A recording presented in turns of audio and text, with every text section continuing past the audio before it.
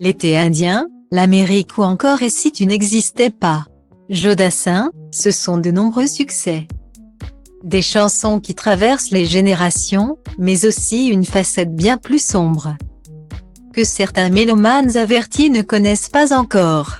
En effet, les angoisses de Joe Dassin l'ont entraîné dans des addictions à la drogue et à l'alcool.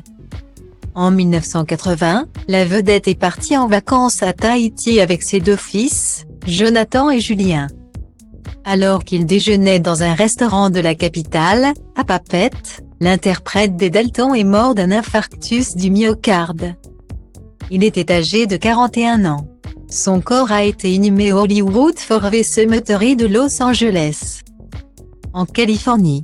Près de 42 ans après la mort de Joe Dassin, que deviennent ses fils, nés de son union avec Christine Delvaux? Lorsque leur père est mort, l'aîné, Jonathan Dassin, était âgé de 2 ans, tandis que le cadet, Julien, n'avait pas encore 6 mois. Aujourd'hui âgés de 42 et 43 ans, ils ont fait du chemin. Les deux frères ont tenu à rendre hommage à Joe Dassin, tout au long de leur vie. En 2000, ils ont écrit un livre en l'honneur de leur père, accompagnés des journalistes Data Link People égale à 0 à EBA 644 à 946 et 49e 4 à 9 BCE 63B 3 CF 8 à 2e 14 Fabien Lecoeuvre et Gilles Lotte.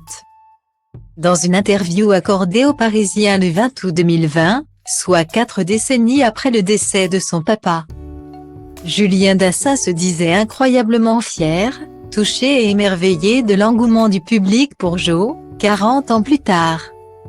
Jonathan Dassin a suivi les traces de son père. Le premier fils de Joe Dassin est en effet auteur-compositeur-interprète, et a débuté sa carrière avec la chanson Le Désert.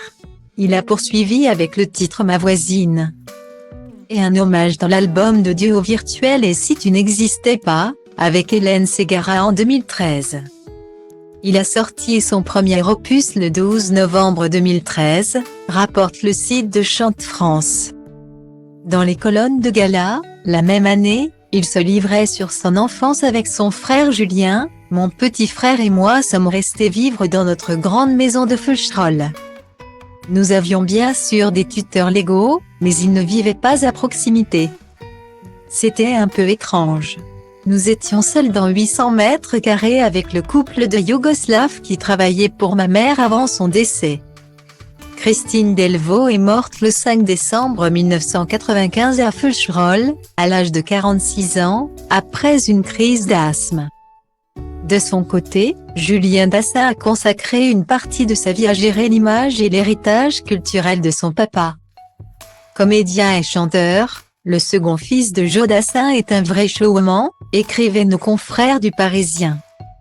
Après des études dans une école de commerce, il s'est tourné vers la scène et a foulé les planches pour la première fois en 2010. Au théâtre d'Aunou à Paris. Il a joué son spectacle 100% Dassin dans de nombreuses salles à travers le monde. Les deux peuvent être fiers de leur parcours.